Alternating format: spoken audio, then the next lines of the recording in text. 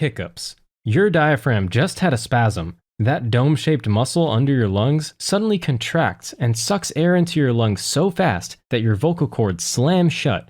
That hic sound happens when your vocal cords get hit by air moving at up to 100 miles per hour, like blocking the end of a vacuum cleaner. Scientists think that hiccups are probably an evolutionary leftover from when our ancestors had both gills and lungs. See, 370 million years ago, that hiccup motion actually helped pump water over gills while keeping it out of the baby version of our lungs. So every time you hiccup, you're actually repeating a reflex that helped your fishy-looking ancestors survive their transition to land. The cure for hiccups? Well, there are about 3,000 home remedies, which tells you everything you need to know about how well they might work. Hold your breath, drink water upside down, get scared, pull your tongue, eat a spoonful of sugar. Some folks even swear by a full-blown exorcism. The success rate of these methods is roughly equivalent to just waiting it out. Burping. You've downed a gallon of Coke, and you let out a truly heinous burp that'll horrify every conscious being in 10 square miles. What's happening is that air needs to escape from your esophagus however it can. When you swallow, you don't just swallow food or drink, but a lot of air, usually about 2 to 3 liters a day. Most of that gets absorbed through your small intestine, but some air takes the return route. Your lower esophageal sphincter, not that one, relaxes and releases that pressure. The sound comes from the gas vibrating your upper esophageal sphincter as it rushes past. Think of it like a biological valve releasing pressure. If you don't, your innards might explode and your insides turn to soup. Also, in case you ever find yourself in space, you can't burp there. Without gravity, gases and liquids stay mixed together, so astronauts get wet burps, like little vomit attacks. Stomach growling. Your stomach growls constantly, but you just notice it when it's empty. This sound's called borborygmi. And that's not an STD despite what it sounds like. It's actually what happens because your digestive system never stops moving. Your stomach and intestines tend to contract in waves, pushing food along like a 30-foot tube being squeezed. When your stomach is full, food muffles these sounds. When empty, these contractions squeeze air and fluid, creating that familiar rumbling. Even when you're sleeping, it's in there doing its thing, making noise completely unbothered by your sleep schedule. Your brain coordinates this through the migrating motor complex, an automatic cleaning cycle that runs every 75 to 90 minutes. Your whole digestive tract is always cleaning itself out from top to bottom. The stomach gurgle's just the loudest part. It might be kinda annoying, but it's a lot less painful than downing a gallon of bleach to give the digestive system a good clean out. Joint popping. That satisfying pop when you crack your knuckles isn't your bones breaking, despite what your mom might have told you. Your joints are filled with this slippery fluid that acts like oil in a car engine, keeping everything moving smoothly.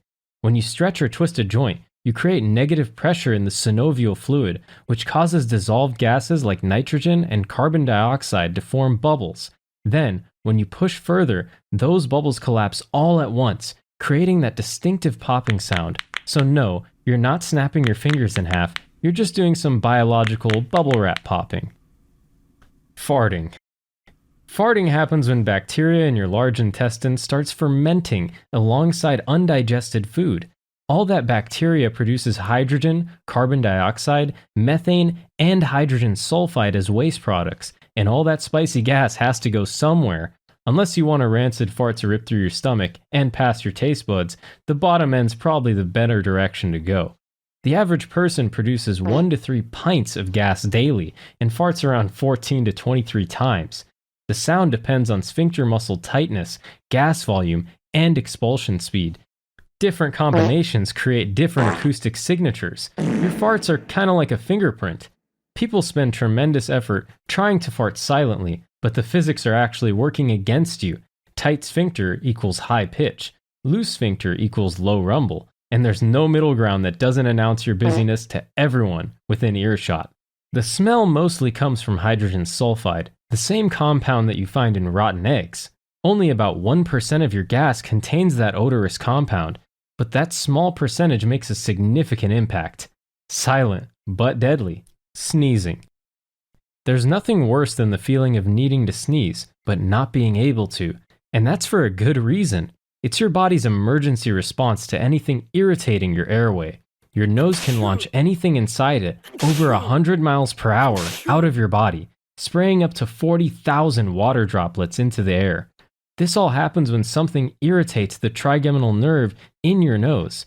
The moment that happens, your brain starts the process of taking a deep breath, pressing your tongue against your mouth's roof, closing your eyes, and redirecting airflow from the soft palate through your nose. Then, the noise. Your respiratory muscles then contract violently, creating a pressure wave that ejects absolutely everything from your body at hurricane speeds. It's kind of like voluntarily subjecting your skull to the same force as a freshly ejected airbag. Looking directly at bright light makes some people sneeze, which is called the photic sneeze reflex. About 25% of people have this genetic glitch, which means a quarter of the population can sneeze on command by staring at the sun and while burning their corneas as a bonus. Yawning. Yawning, yawning, yawning, yawning. Do you just yawn whenever you even hear that word? That's because yawning is so contagious, it can spread through just reading about it. When you see someone yawn, you'll want to yawn too. Even thinking about yawning can make you yawn. Yawn contagion is so powerful that it works across species. You can make your dog yawn by yawning at them. This means somewhere in evolutionary history, the ability to make others yawn became important enough to hardwire into multiple species. Current research suggests that yawning is actually a method of cooling the brain when it's overheating. Whatever noises that came with it are totally optional. It's all about the big breath in and the big breath out. When brain temperature rises, a yawn increases blood flow to all of the neurons and helps regulate the temperature a little bit better. That doesn't explain the contagious part though. Scientists think that's got to do with empathy and social bonding. People with higher empathy scores tend to catch yawns more easily, so don't feel bad if you catch the yawns. It's totally normal. Clinically diagnosed psychopaths are proven to catch the yawns less often than others, showing the link to empathy is a really important part of why it's so contagious. Coughing. Coughing is the more violent brother of the sneeze. This is the bouncer of your respiratory system, ready to eject anything that doesn't belong. When irritants hit your airways, receptors send signals to your brain's cough center in the medulla oblongata. Your brain then coordinates one of your body's most complex and dramatic reflexes. The cough center in your brain is the emergency response team of your respiratory system. It doesn't mess around. Something suspicious in your airways? Time for the nuclear option. You take a deep breath, your vocal cords close over while the chest muscles contract. It builds pressure, and then, when that pressure reaches the threshold, your vocal cords open and launch everything out at speeds up to 500 miles per hour. Side effect: this is also the fastest and easiest way to spread highly contagious plagues that can rip through the human population. Not that we know anything about that. Different coughs indicate different problems. Dry coughs usually mean upper airway irritation. Wet coughs indicate mucus production.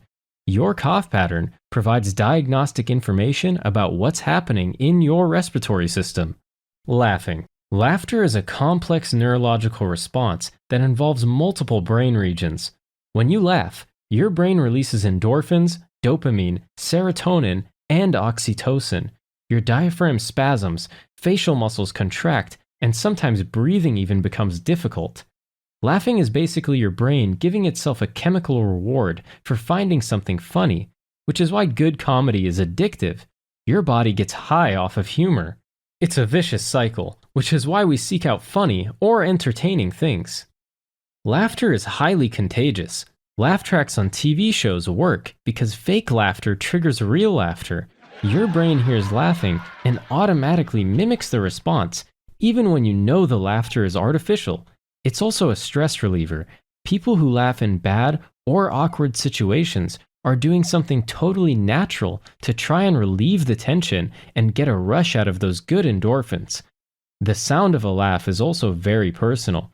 Not only does it vary from person to person, but every person has a variety of laughs depending on what they're laughing at and who told the joke. You're going to laugh in a very different way at someone you've got a crush on then at your friend who just told a risky joke. Attentive ears can almost always tell the difference. So, how many of these have you experienced? Let me know in the comments. If you enjoyed this video, you're gonna love this next one. Thanks for watching.